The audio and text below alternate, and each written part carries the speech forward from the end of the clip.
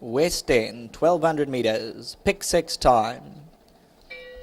Field comes alive from that 1200 metre marker. Mainmast was slow out to length, and Goldie Coast is 3 off the inside, looking for some cover early on. At this stage, Moon by Night is right there. Squiletti's in the pink to the inside, West End. Lady Tatty's only a length and a half off them. Caviar's on the stand side, the white cap. Goldie Coast is just a length and a half off them between runners. Cup of Ruby's Mainmast. Lady Daylight towards the stand side, and Shelley's Connection is the back marker.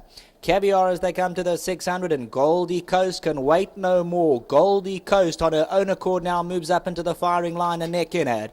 West End, Lady Tatty's right there on the inside. Cup of Rubies to come forward. But it's Caviar at the 400 metre marker. Goldie Coast is down the middle of the course, looking to run on West End towards the inside. Caviar with just on 250 to go. Lady Daylight now becomes a danger between runners. Goldie Coast is going up and down. Mainmast looking to run on. Still Caviar from Lady Daylight the last 100. Caviar, Lady Daylight's looking to come home late on the inside. Caviar, but Lady Daylight's going to get there. Lady Daylight from Caviar. Shelley's Connection I fancy up for third. Then came Mainmast. Here's a result with Lady Daylight.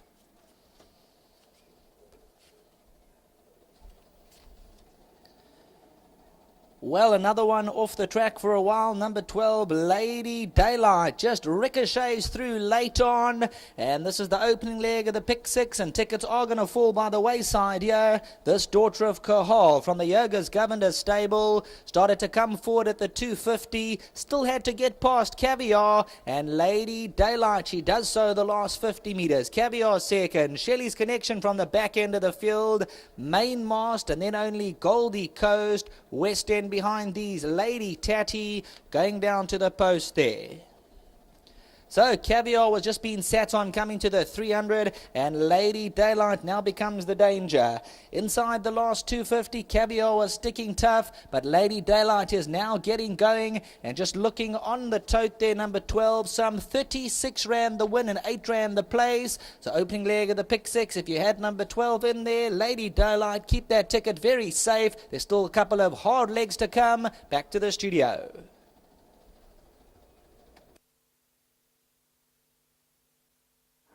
We've just seen the running of a race number 4 here at Clairwood, over 1,200 metres. That's gone the way of Lady Daylight from the Yogas Governor stable. Sean Veals partnered this one. Sean, take us through the race. You know what, we went so slow in the beginning. I was just lucky that MJ led his fully stride. You have to cover this fully up at home, and I sit in behind and I pull out instantly as there. It's like today, sat as long as I could, and when I switched out, I just like took my time to get there, and then once she got there, she won a good race as filly, just thanks to Byron. Stiff to the second filly, she had a lot of weight also. My filly had 51.5. And after Christmas, it was worth my while. Thanks to Mike, he cooked a very good chow yesterday. And I dedicate this one to my mother. She's not here this Christmas with me, but she's thought of by me and my fiance, and this one's for my girlfriend, for my baby. Congrats, Sean. That was a great ride. You mentioned off air that this one will go further. Yes, you know, if it was a 1400, I would have been confident. But 1200, I was a little bit worried. But Byron was more confident than me, you know, just thanks to him and his team, and Mrs. Platner and to Yogas Governor. Thank you very much. So you're going to have the Christmas meal this evening then? Later, the food I ate yesterday, I ate, I think, for 4 jockeys. I'm just grateful that my weight is good, you know, so I can eat and have a good time with my family. They're all down here from Cape Town, so I'm happy. Anything else worth telling the patrons about? Don't leave me out in the next race. I'm riding the Rospira Culture, Scott 52, big runner. Lovely, thanks Sean. Let's get Byron in here.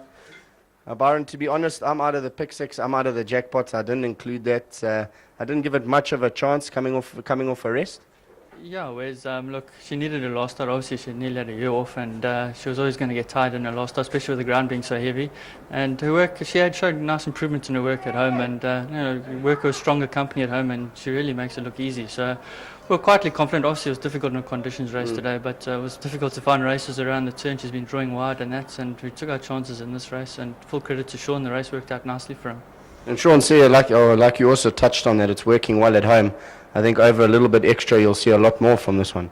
Yeah, obviously with the bleeding issue, obviously a bit of a concern, but hopefully if we can control that in some sort of manner, and look, there's maybe more runs for winners in there. And then anything else on the card worth telling the patrons about? Look, we've got competitive runners. Probably Falconer's Knot's probably our next best, and the others have got each way chances. I say well done to Mrs. Plattner and to Yogas. Congratulations. Good luck. Thank you. Thank you. Now, that was the running of race number 4. That's gone the way of Lady Daylight from the Yogas Governor Stable. Mrs. Plattner was the owner. Congratulations to you. This is a daughter of Kahal. Sean Veal rode it. We'll see you back for race number 5.